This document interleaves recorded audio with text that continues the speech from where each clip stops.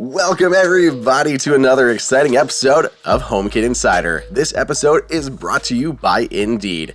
Joining me this week, it is Jennifer Tuohy from The Verge. She writes for The Verge. She covers their smart home tech over there. She's just generally a cool human, and we have not got to catch up in a while. So how you doing, Jen? Thanks for joining me. Hey, Andrew. I'm very well, thanks. Always a pleasure to be here. The biggest downside of being on the show is then it's not as fun to listen to the show. I know, that's the downside, but I'm glad that you're taking that bullet for us to join us and give us a good, exciting episode. Because, man, we got a lot of stuff to talk about. I know, it started out as a slow week, and then all of a sudden it's not. That happens, so often. I don't know if it's because, we record, towards the end of the week, but I know I was messaging you, like, hey, we got, 2 stories. You got anything we can throw at the wall here? And next thing we know, we're talking about cuts that we're going to have to make. So we might as well get into this with our first story, which is Sonos. Chris Welch over at The Verge, I believe, knocking out more Sonos stories, more details on their Apple TV competitor, their set-top streaming box.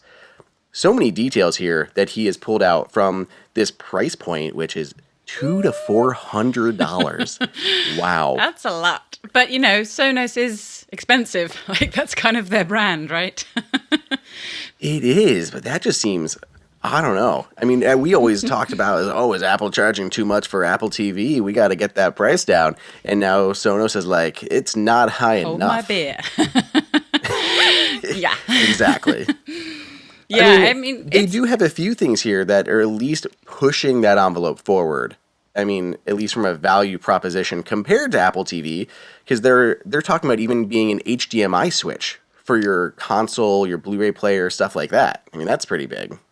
Yeah, and honestly, the promise that it will just work for me is actually worth quite a lot. I was like, when I saw this, because I love my Apple TV, but I test all the different streaming boxes, and I was like, what I really like about this is the fact that it might actually mean that my Sonos Arc always syncs with the TV. Because I have some serious audio issues when I try using the Chromecast or Fire TV or the new Google streaming box.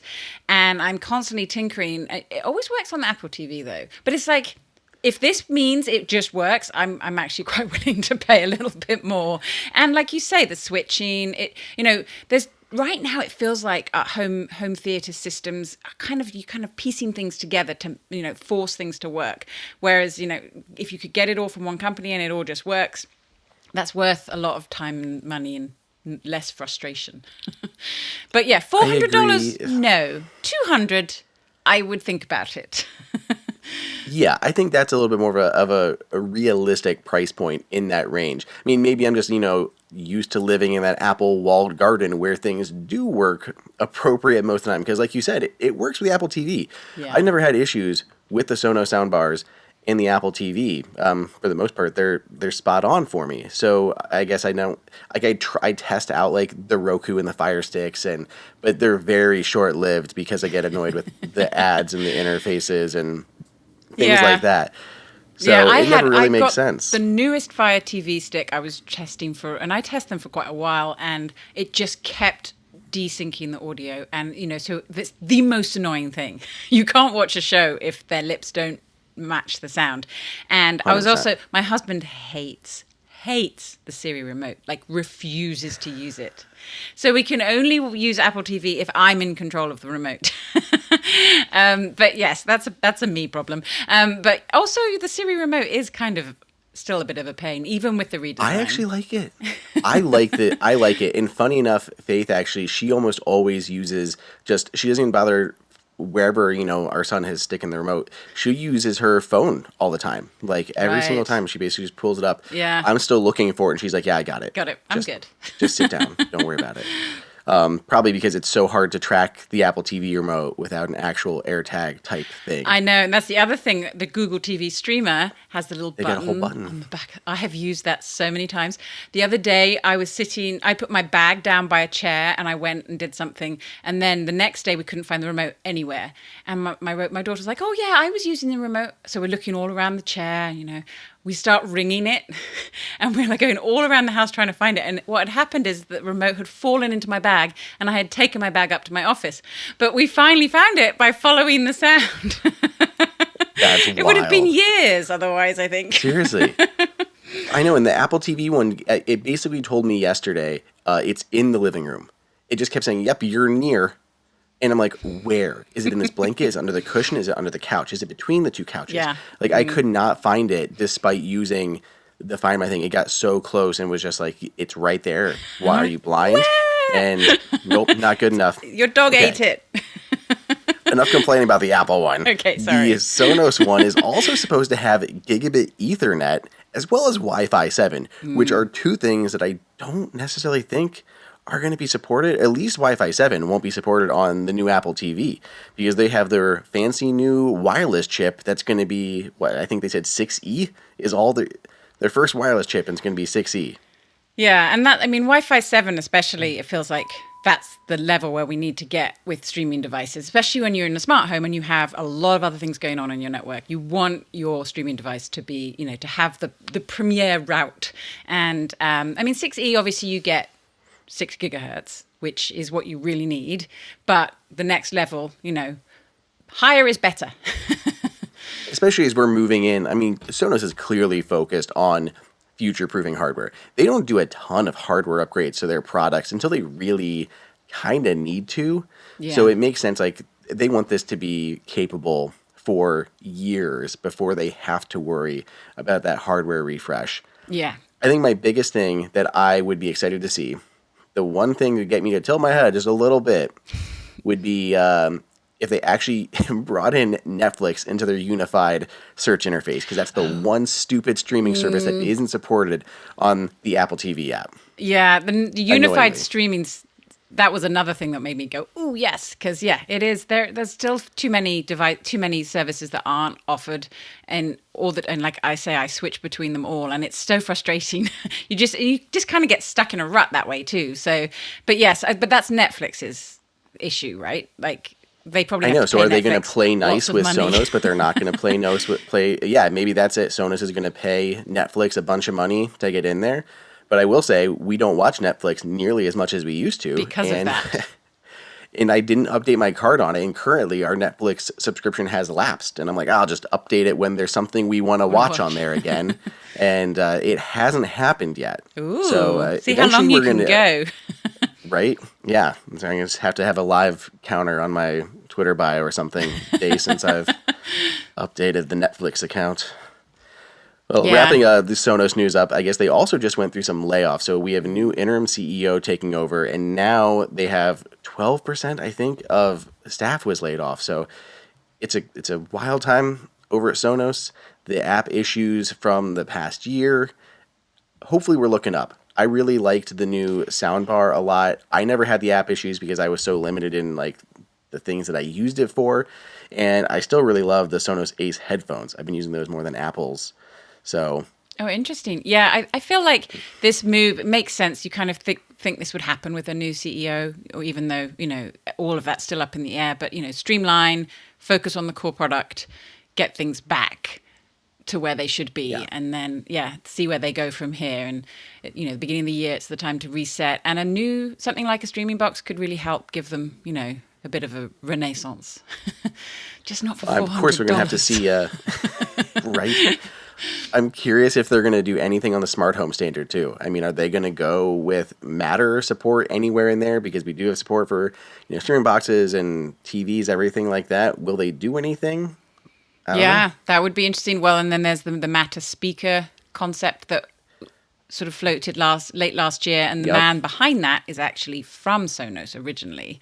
I don't know what the relationship like that there is today, but yes, it would, if they're going to sort of do a whole kind of refocus shift, being a bit more, if you encouraging people to be within your ecosystem, but letting your ecosystem be open is a lot easier of a pill to swallow in a way. Like, I'm going to be, okay, yes, I'm happy to do all Sonos, but being able to also use that outside of of your system makes a lot of sense. So, but that's not really the way they've gone in the past. So we'll have to wait and see. I mean, I just wanted them to add Apple's Assistant right? Like we have on the Ecobee thermostat, like literally the one product who has integrated that. I would love for Sonos to do that instead of require, like, they got the Amazon Assistant in there. They've got, I think, the Google one. Then there's the Sonos, The Sonos one. person. Yeah. I'm like, just Do you put ever that one in use there too. it? Like, yeah, every time I'm walking down the hallway and throw out a command, the Ecobee is the one that happens No, to I pick mean, it do up. you Or use even, the Sonos one? no, never at all. Never. Yeah. Nope. I don't think I've even tried. I haven't turned it on. There you go. That tells you what you need Yeah. to know. Okay, well, maybe you can walk us through this one about what you expect, because this week we also saw that Amazon, I guess last week, but everyone's listening to this, but last week, Amazon announced their new press event that they're going to be hosting. Yes, It was kind of yes. supposed to be maybe end of 2024, but now we're getting it here with the one big thing is, I think, expected. So Yes, what are you so- expecting? So they normally have a big fall hardware event where they announce about 5 billion products. And they didn't last year. Last year was the first year they had a new head of devices and services, Panos Panay from Microsoft. So, reset year, not that surprising, I suppose. But the year prior, they had announced the new generative AI powered voice assistant that begins with an A, which I won't say to not set off everyone's devices, although this is a HomeKit podcast, so there's probably not a lot of people with them out there. You never know.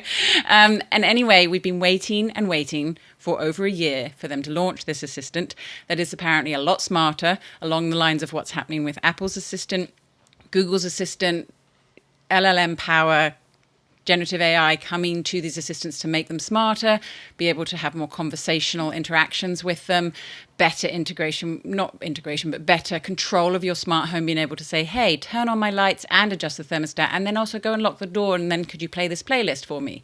This kind of thing, as well as being able to do more advanced things that you can do with systems like ChatGPT today. So we're waiting for this to come to all the voice assistants. Amazon said it's coming to its voice assistant, but it's been delayed, and I've reported on the Verge and that numerous delays over the last year, lots of sort of leaks from Bloomberg and Reuters and saying, this is terrible, it's never going to work, it's still really dumb. And one of the key problems seems to be connecting what existing voice assistants can do with what these smarter LLM-powered generative AI systems can do, but we also, there's the danger of the hallucinations. Like, you don't want a hallucinating LLM in your smart home. You just don't. The things that could go wrong, I don't even want to think about. So we've been waiting for this, and finally, it sounds like they are going to announce it. The invite had no information on it other than that there is an event, February 26th, in New York City. But this is a little Easter egg I found. There were 5 different invites sent out. And when you put all 5 invites together, they do spell Alexa. So, yes. So I think the cat's out of the bag there. I mean, we all knew that's what it was going to be. They didn't specifically say that's what it's going to be, but they did hide the message, very Apple-like, in the invite. I like it. To say that, yes, it's all about the A lady. So I'm very excited to see what's going to happen. Reuters actually reported on Wednesday, Reuters reported that the new assistant will actually have agentic powers. So it will actually be able to take actions on your behalf, which is something that we've started to see reports about, and we're seeing different systems try and sort of crack this.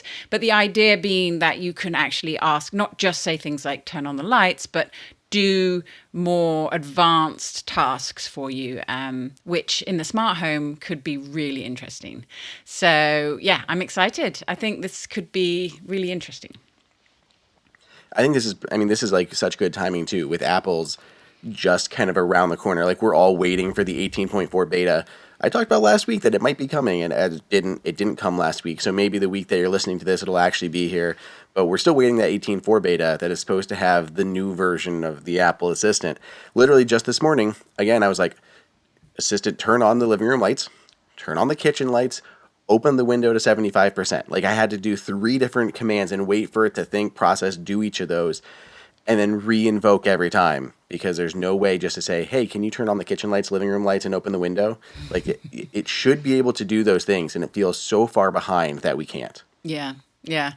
And they're all there, to be fair. So, it's a race now, who's going to get there first. But I think, and also that balance, we've seen it with Apple, because when they announced their smarter voice assistant, the ChatGPT portion is kind of walled off because of those types of concerns. Like, how is generative AI really going to impact systems in our homes, which we need? Imagine if you have your home backup battery and all of your appliances connected to your smart home, and then something goes crazy with a ChatGPT integration. And so yes, I said I wouldn't think about these disasters, but it's hard not to. But I just saw the story of Google editing its a Super Bowl ad because its Gemini had made up some statistics. We had so much fun with that at the Verge, actually, the cheese story. But it didn't make it up. This was, to be fair. Okay, there was some websites that had it. Right. It took a statistic that isn't verified. Exactly. That's probably not true. And this is the problem with all of these intelligent assistants, is they're only as smart as the information that they can get. And if that information's incorrect, things go wrong. And then the hallucinations. So there's just so many problems. But if these companies can crack this and deliver an actually smart assistant that can really help manage our smart homes, I mean, it really feels like generative AI in the smart home is one of the areas where AI really just makes sense. It just has to be well implemented. And I think the whole idea of artificial general intelligence is actually a little scary in the smart home. I'm more into artificial specific intelligence. Like, it has very specific tasks and it knows how to do them. And, that's something you can implement in the smart home. And hopefully that's what companies are going to start doing. So we shall see. It's going to be an interesting year. We shall. And I'm excited to see what Amazon is actually going to unveil. Well, before we get into the rest of the news, let's take our first break. Let's go ahead and talk about ExpressVPN. Going online without ExpressVPN is like driving without car insurance. You might be a great driver, but with all the crazy, unpredictable people on the road, why would you take that risk? I was just in New York. I was out at CES, and it's one of those things where there's so many people around you that there's just a little bit of an unnervingness going on to these public Wi-Fis all the time, where you're trying to get stuff done, you're trying to send information across. Most of the time, you're probably going to be safe. You're probably going to be okay. But there's times where you're not going to be, and that's when you need something like a VPN. Let alone you're trying to watch playoff games or something, and you have random geo-fencing restrictions on every streaming service that is out there. So it doesn't take much technical knowledge to hack somebody. Just some cheap hardware is needed. A 12-year-old could do it. At least that's what my notes say. So your data is super valuable. It can be sold for up to $1,000 per person, which is crazy. So ExpressVPN stops hackers from stealing that data by creating a secure encrypted tunnel between your device and the internet. It would take a hacker with a supercomputer over 1 billion years to get past ExpressVPN's encryption. Plus, it is really easy to use and works on all of your devices. Works on your Apple devices, your Apple TV, iPhone, iPad, the Mac. Simple, easy to install, one click, get connected, ready to go. Whenever I travel, it gives me just that extra peace of mind that I'm protected. I always turn on a VPN on my phone or on my laptop. So here's what you guys can do. You can secure your online data today by visiting expressvpn.com/HKI. That's expressvpn.com/HKI, and you can get an extra 4 months free. expressvpn.com/HKI. Okay, Jennifer, let's talk about smart locks. I feel like this is a popular topic on the show. And we have 2 new ones. I'm not familiar with these because they are Z-Wave, but I don't know if you have played around with either of these, or at least like their predecessors. So Kwikset has 2 new locks coming out, the HomeConnect 918 and HomeConnect 620, that both include Z-Wave long range in them, which I'm actually very excited about because it's pretty cool. Yeah, I've used... So Kwikset has quite a range of smart locks. They just came out, which I know you've discussed with their first Matte over Thread one. But they also have a number that have been part of like smart home systems like Vivint or Ring Alarm that will connect over systems like Z-Wave or Zigbee. And I've used those. I used those when I tested the Vivint smart home system, actually. And that is, they're fairly basic. They're push button, which some people like. And these are the same. These are push button. And I mean, they have a number of different designs. And that's one of the nice things about Kwikset and Schlage is you have a lot of different finishes. They match your door hardware. They have sort of the modern, the classic looking ones. And these are very much like that with the push buttons and also a keyway. I know there's strong opinions whether you should have a keyway or not. I'm a non-keyway gal. But so, yeah, and the long range is really interesting because especially as these are lower priced products compared to, say, a Schlage home key lock. You could use these, say, on an accessory building like a garage or a shed. And with the Z-Wave long range, you're still going to be able to control them. And long range is, I'm excited about the technology too. It does really give you, broadens the scope of your smart home. Because once I have found for years a frustration of as soon as you step out your back door or your front door, your smart home basically falls apart. So it's nice to be able to use things like right now I'm testing the Eero 7 outdoor router, which has just been sort of quite transformational in terms of security cameras. It's so great. Cool. I've got a camera inside my chicken coop now that I can watch the chickens at night. Yeah. So yeah, I think these are a neat addition to have. If you have a Z-Wave home, if you have an alarm system, I'm pretty sure these would work with Ring Alarm, Vivint, any of those systems. And of course, for HomeKit listeners, if you have a hub that works with Z-Wave and that can bridge these devices into your setup, like I believe Homey would be one that you can do that with. It could be a great thing for, like I said, for accessory buildings. I mean, or your front door too, if you like the push button style, which is actually quite hard to find. I don't know that there are many Apple Home products supported smart locks that work with Apple Home that have the push button. The push button, I love a good touchscreen, but they can be quite confusing, especially for someone that isn't used to them. Like the Yale ones, you have to kind of palm over them to get them to show up. I remember one night my husband was coming home, who worked 24-hour shifts, and he came home really late. And he's like, I had switched the door lock. And he's like, I don't know how to work it. So yeah, push buttons for the win. Yep, that sounds about right. That sounds accurate. I'm excited about this. I feel like we've seen more and more of these like long range things. It hasn't launched yet, but Abode has that new extra long range Wi-Fi camera that they've still been working on. I asked about it at CES, and they said they're just working on software and battery life improvements, things like that. So still coming. We have the Eero outdoor Wi-Fi extender, which is huge and works super well. Yeah. And then we have ones like this that, yes, will work in Apple Home when you have a Z-Wave hub. And I know you mentioned the Homey one. I think there are several others because I'm pretty sure I remember talking about several different ones. I've yet to test any of them, mostly because I can't ever find a Z-Wave product that I specifically want over a HomeKit one or a Matter one. But in this case, there is nothing like it. No. That is in, Apple Home directly or Matter. So this is a perfect one to test something like that out with for a shed, an exterior building, anything like that. Easy connect. So I'm pretty excited about these. We also kind of, if we want to just touch on this again, I want to get your take on it. We talked about the ultra-wideband locks quite a bit on the show that are coming this year.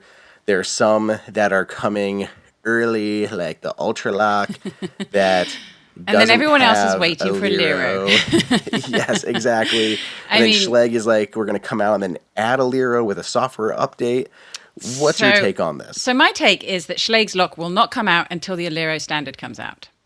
That's why... You don't think so? No. And I think the Alero standard is coming out this year. They won't give me a date. They say it's going to be updated, but they wouldn't give me a time range at all. So you think they're going to... I think the Alero standard will be announced and the lock will come out. Because Allegion, the Okay. company that owns Schlage, is one of the companies developing Alero, along with Assa Abloy, which owns... so Kwikset, they right? keep switching. They all buy each and sell each other. But yes, Kwikset got sold to Assa Abloy, and also Level Lock is owned by Assa Abloy. And then the other big one is Allegion, which owns Schlage. But they're all working together to develop Alero. And I spoke to both Kwikset and Schlage at CES, and basically it sounds like whilst there is no standard yet, official spec, we've been told it's going to support UWB and NFC, but with NFC as the primary one, so that is basically going to bring Apple HomeKey to any smart lock. Yay. And then UWB will be optional because it's obviously a bit more of an advanced technology, a bit more expensive. As you can see from the price of these locks, the cheapest one is $390, and the Lockley, which is the Lockley one that was also announced at CES, but that's not coming out to Q4. Then there is the Ultra Lock one, which I think they announced is going to be $400. Schlage has not given a price, but as we all know, Schlage locks are not cheap. So these are expensive. This is an expensive technology, but honestly, I think it's going to become the norm within sooner rather than later, because it really is the most frictionless way to use a smart lock. Just have it open as you arrive at the door or as you walk up. And I got to test a couple of these locks, and compared to the current solutions with auto unlocking, which if you've used an August lock or a Yale lock, those are options. It worked more quickly, and the way I have been described to me, it's much more reliable because it's radio to radio communication as opposed to having to use Wi-Fi and GPS and Bluetooth and everything, and making sure that the app is running on your phone. This won't have to have an app running in the background on your phone because it will be, thanks to Alero, embedded in the software level of your phone, whether you're using an iPhone or an Android phone. So yeah, it's exciting. I'm excited about this technology. I just think it may be a while until it's affordable enough to be sort of mainstream, but I feel like it's going to be the way of the future for smart locks. You'll have NFC and UWB, and those will be the way that you can... And it addresses a lot of security concerns as well. Although one concern I've heard a lot is, well, people's car keys can be cloned. Will this mean my smart lock can be cloned too because it's using UWB? But there are many more security layers in a smartphone than there are in a smart key. So we don't know yet because the standard's not been released, but that'll be something to look at once we get the standard. But I think it's all going to happen this year. So... but I spoke to Ultralock, and I was like, why'd you do this? Why launch this before the standard? And they were just like, well, because we could, and we didn't want to wait for the standard. So you do have to have the Ultralock app running in the background in order to use the UWB unlocking, which is similar to the current auto unlock situation. Whereas once there's a Lero, that won't be necessary. So they're just doing it because they wanted to be the first, and I get that. And I'm sure there are people that will want this technology now and they'll buy it. And then if you want the Alero version, maybe you'll buy that when it comes out. But it's going to be interesting. I don't see people upgrading twice with these prices. No. But I think it works better. It definitely works better than the existing solutions. Yeah. Because while the app still has to be running, it's still like in what I tested, it still worked really fast. Yes, the radio to radio. The other ones, yeah, because like you said, okay, now I have to wait for my GPS to realize that I'm home. Yeah. And then once it does that, it has to go to then establish a Bluetooth connection and all of that stuff. And that multiple points can fail or cause delay in having that auto unlock happen. Yeah. This is so much quicker. Yeah. Even if it isn't the full Alero version. So yeah, it's very interesting. It is a bummer whether or not Schlage comes out ahead of it or not.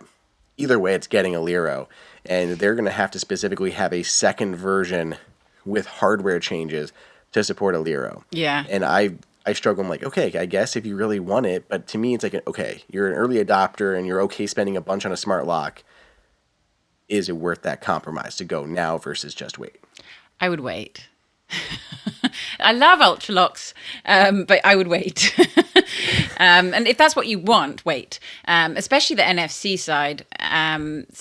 Because there's a lot here to unpack, but ultimately the UWB is really just going to be for the homeowners. I think the great thing about the NFC is it's going to be much easier to share. And I know we're still waiting. Are we still waiting for Apple to be able to share keys? Yeah, I think it'll come when Alero comes, because it'll be so much more secure to share them, and then you can share them to your friends with Android phones as well. Yeah, that'll be big. That'll be really big. Well, we still have more news to talk about. An Apple robot prototype thing, a new Eve Cam was updated, and some maybe Wi-Fi changes if we have time. But before we get into them, let's take a second to thank our second sponsor for this episode, Indeed.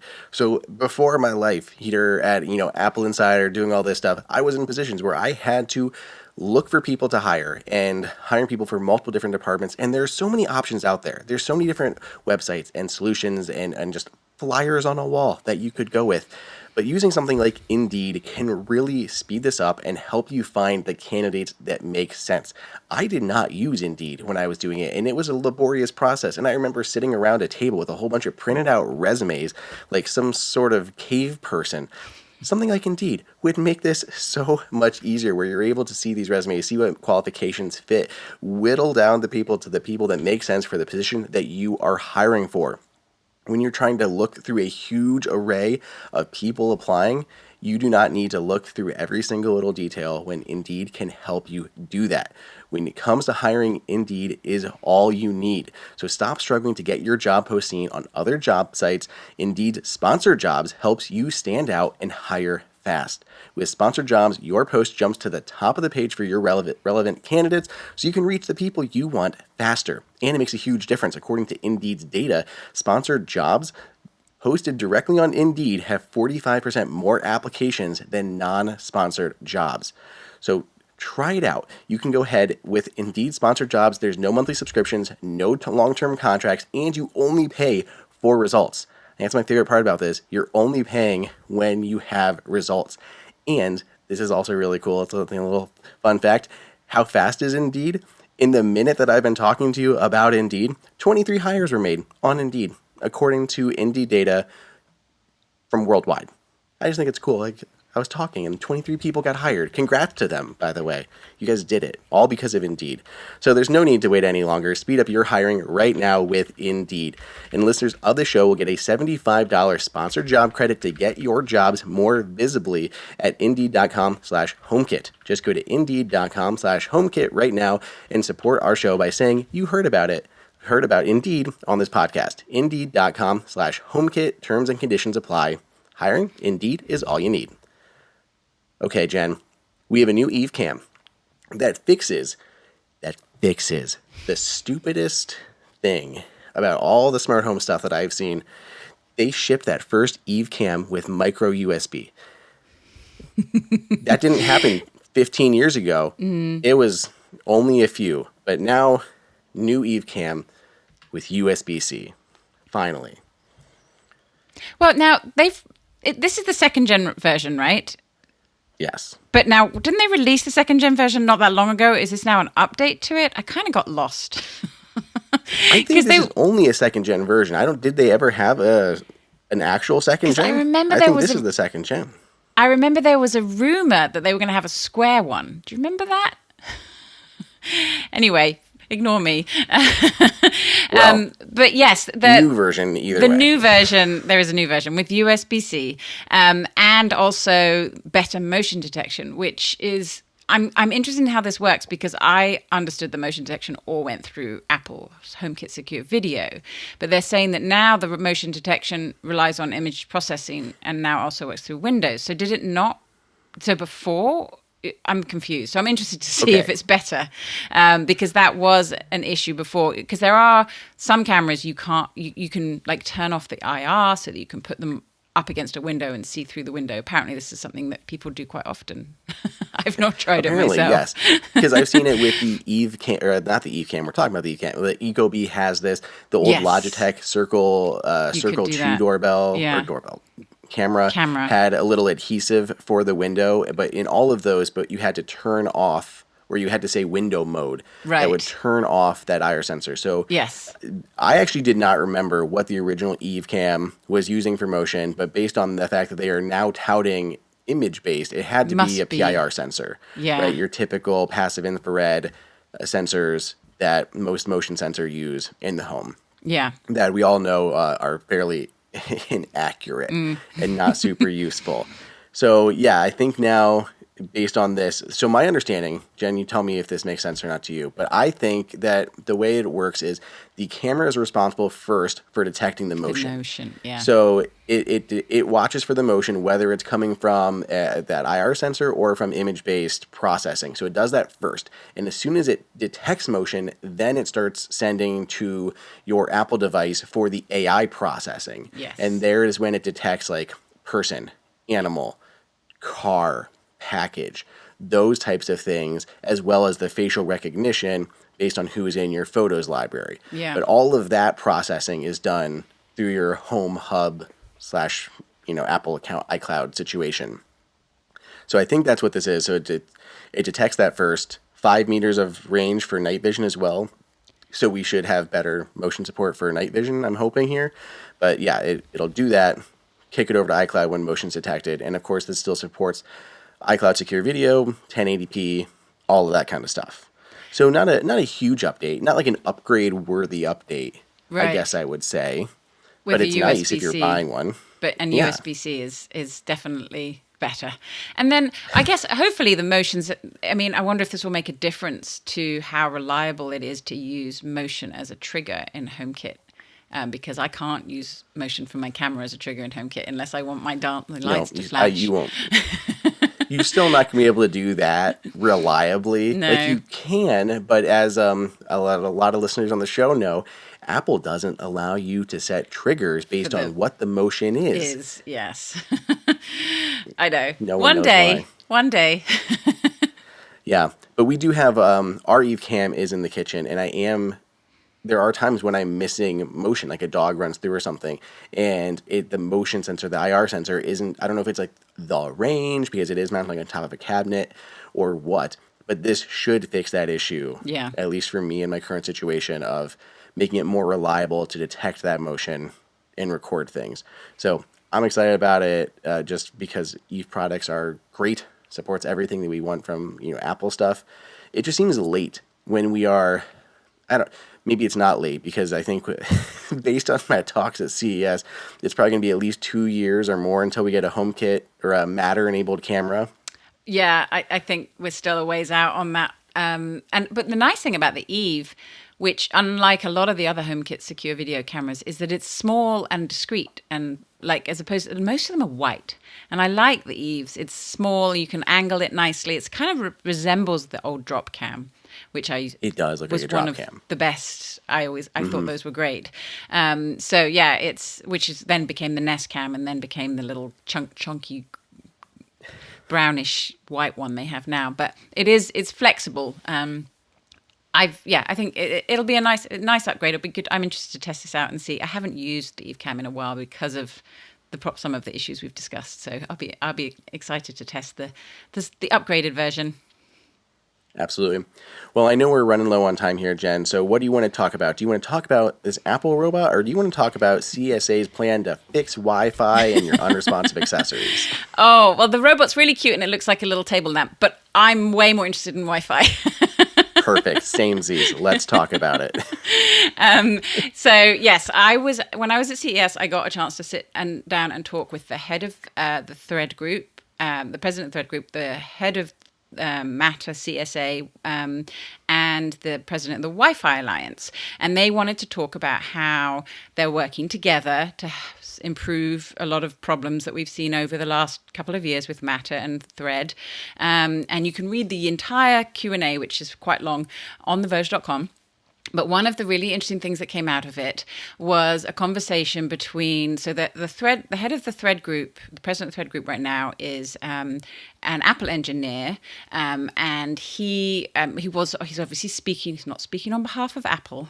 He's speaking on behalf of Thread, but obviously he works for Apple, so he's very familiar with all of the issues in the smart home, in particular with Apple, and he talked a lot about how, so I know you've discussed this on the show, that HRAP is a new part of Matter, home routers and access points. And that was introduced in the last update, I believe. And that was basically saying we're going to make home routers what Matter devices. Part of that is going to require adding thread radios. But what Vivid Siddhar, who is the president of the thread group, told me is that originally that working group, the working group inside Matter to develop home router and access points to be part of Matter, was developed to fix Wi-Fi in the smart home. Yay! I was like, what? I bet you, how many times people would come to you to be like, how come I can't get it to join my network? And you have the different, it only supports 2.4 or 5. And, now we've got 6 going into the mix. Like, it is so many problems with these devices. Yes. And the unresponsive ones at the same time that are just get lost. Right. And so that is, so basically, and this is getting kind of weedsy, but one of the issues with Matter, and if you recall, Matter is based on HomeKit. So it doesn't take too much joining of the dots there to understand this. One of the problems that this kind of goes back to what's happening in Apple with Apple Home issues, and you mentioned the non-response that people get and get very frustrated about. This is all to do with an implementation on home Wi-Fi routers called multicasting. And I am not a home networking nerd, but I have spoken to a couple, and I think I understand what's going on here, is that the combination of Thread being a internet protocol-based wireless protocol, uses IPv6, and the need for multicast discovery in smart home devices, which is what HomeKit also relies on. Number of newer routers and older routers deliberately either turn off these functions or don't implement them well. And one of the things that they said to me is that, the way routers implement multicast discovery can actually be broken. Or has been deliberately disabled because it might cause some other issues, but it's not designed for the smart home. And so what would happen here, and because Matter and HomeKit relies on that kind of discovery mechanism to always be working, when it doesn't, that's when you have devices that show offline. So if Matter can develop a standard that, and they're working here with the Wi-Fi Alliance and the Thread Group, that actually put software on your routers to make sure your smart home devices connect properly and stay connected, it's literally going to fix the smart home, which is what they've been promising us from the beginning. But that is the biggest issue. That's the biggest issue I have had with Matter devices, beyond setting them up and using multi-admin, is them staying online. So I'm excited about this. What do you think? No, I think this is one of the very few issues I've had with my Matter devices, specifically ones that were never HomeKit and were just added via Matter. So ones that were like updated to support it. And the two that I have are like the Govee Ice Maker that I just talked about and the Govee Starlight projector in our kids' room. And like a couple times now, the projector just goes offline, and I have to reset it and get it to add to the network to get it to play nice again, because it just somehow loses it just, I don't know, like you said, it just goes no response. Well, and this is what it is this multi, and it's what routers do you use? I think I'm on the latest Eero ones. Yeah, see, I'm on Eero too, but I also was on Asus for a while and Google Home Mesh. I've used like multiple routers, and they all seem to have this problem. And Eero, you would think, would have this fixed, because they have the Matter and the Thread, and they're, Amazon, and Amazon's deeply involved in all of this. But I still have the same problems, and I don't know. I haven't delved deeply into all the technical details, but it does sound like what they're working on. This is not, to be clear, this is not part of the 1.4 that came out with HWraps. This is what they're working on now. So it should be part of future releases, but basically fixing home Wi-Fi routers and making them work nicely with your Matter devices. Basically, this is the closest we're going to get to Apple developing their own Wi-Fi router, I'm afraid. Why? It just, the amount of times that I hear that Apple should just make their own routers, even from like lay people, like, oh, I still use like my airport router. It's like, yeah. Really? Like, why is this my grandma is still running her house off of an Airport Express, and she has no issues with it. Even like using her HomeKit secure video doorbell, going through a little Airport Express in her home. I had to upgrade her to an Apple TV so she can handle like, the remote connectivity and everything and the recording for her doorbell. She uses it probably more for that. I think she watches Ted Lasso and she uses it for her HomeKit accessories. That is it. But yeah, I'm impressed that your grandma uses HomeKit accessories. Hey, she's got an Ecobee thermostat. She's got a Belkin Wemo, video doorbell, Airport Express, and an Apple TV. She does have those Amazon speakers. She does. But the biggest thing is I can't get her to switch because the HomePod Minis are too expensive. She's like, well, these are basically free. I'm like, yeah. Well, that tabletop robot from Apple is probably not going to be cheap either, and whenever that comes along. Yeah. But yeah, I'm excited to see what they can do here, and it's great that these three organizations are working together, and they've identified that there's a big problem here, and they do, because it's these three big organizations, they probably do have the clout to make this work. And obviously these organizations, in case your listeners aren't aware, they're all run by the same companies. So like Thread and Matter have Apple, Amazon, Google, Samsung are all part of the boards, and then the Wi-Fi Alliance, obviously, they're all involved with that too. So they're all working here together. So it's exciting to see what they can come up with. And this is a problem that definitely needs to be fixed. So, well, here's my worry that I ever see is that a lot of the affordable budget routers that people end up buying, they don't necessarily have like a lot of the tech is baked, like the smart home tech that we see now is baked into like the higher price ranged routers. Yeah. And I'm hoping that they don't just take this and they put it into all the high end routers again, because you're still going to end up with your average people who are just buying something off the shelf having the exact same problems because the cheaper versions of the routers didn't bother to include the stuff that actually works. Yeah. So hopefully they'll figure that out as well. Maybe bake it directly into the Wi-Fi spec versus something beyond that. I don't know. But yeah I hope it's not a price delta there. I think, and I did try and press for Kevin Robinson, who's the head of the Wi-Fi Alliance. I was like, when are these routers going to work with Matter?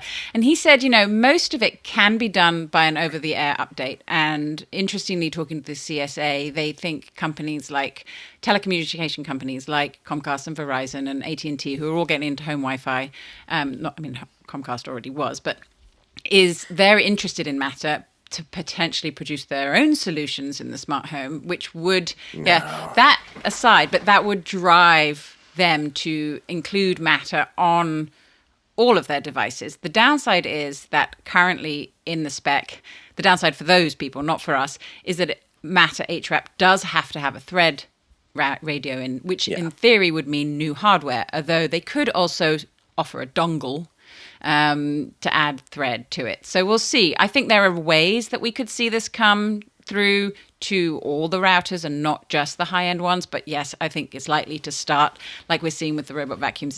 It's gonna start in the high end and then hopefully trickle down. I believe it. Well, hopefully it doesn't take just as long, because I know we talk about the cameras. It's like, oh, cool. It's not going to be in the spec probably this year, which means maybe next spring or something we'll get it in the Matter spec, and then it's going to be at least a year before hardware starts to drop. So that's what I'm saying, like 2 years maybe before we can get into some Matter camera hardware. Yeah. It's going to be a while. I know. Yeah, and that's the thing that everyone's asking for. But also, in this conversation I had, they really emphasized that 2025 is going to be a year of fixing all the problems and the bugs and not necessarily new hardware. And that is an argument, this is something I've heard people complain about a lot, and with validity that maybe they have focused too much on new devices and not enough on actually making it all work. So that criticism is being addressed here with, we're going to make sure it all works, because once you add cameras in, I mean, that is adding a big layer of complication. I mean, we've seen robots, vacuums has been a sort of a slow implementation too, because I think it's adding a significant level of complication over on, off, dim, bright, which is pretty much what most of the other device types are doing right now. So before we add in, before they bring in the layers that are going to be more complicated, they need to make sure that the foundation is working. That is the message I was getting from them. So we'll see if they're able to do it. It just feels like another one of the things where they got to spend a little bit more money on it. It's like you got all these massive companies working together, and things still feel very slow. I mean, it's even just on the basics of marketing what Matter is, and like no one wants to spend the money on it, on educating people. Maybe they will when they decide that they've fixed the bugs. Maybe that's the point that they'll start to tell people about it. Yeah. I don't know. Because it's still hard to sort of say, I think, for companies like Amazon and Apple to really promote it, because they don't support everything that works. And Google is lagging behind the furthest on. Samsung is the only one. Samsung's the only one. Yeah. Even at CES, I couldn't even get answers to almost any of my smart home questions, unless you found like the one person that was ready to answer smart things questions. I know. Yeah, and smart things, but yeah. Smart things, obviously, one of the biggest companies in the field there, but also not on the smart home front. Like, it just isn't the platform that people are using. Although they have a huge user base, it's because if you buy a Samsung appliance and use it, you've downloaded the SmartThings app, whether you've actually done anything else, any other sort of smart home integrations. But obviously in Korea, it's one of the dominant platforms. And it's great that they're leading the way, though, because I think they're putting the pressure on the others. Because they could come up behind, Bixby. Bixby could be the next big thing one day. Bally. I want the Bally. I'm excited about the Bally rolling around my house. Bally with Bixby built in. That's what we all need. That is. Okay, well, on that note, I think we should call it for the episode. Thank you, Jen, so much for hanging out today. Lots of the Verge stories this week, and they will all be linked in the show notes for your reading pleasure, so everyone can check those out. You can also find Jennifer, which you want to point anyone to any other platforms or social medias? So I'm on Blue Sky and Threads. I'm JP Tuohy and Smart Home Mama on Threads. Those are where you'll find me on the socials mainly, but all my work is at theverge.com, my author profile. We also have a smart home story stream you can check out, where all of the smart home stories that we write, every reporter on The Verge that writes smart home stories, that all ends up in there, so you can keep up with all the news.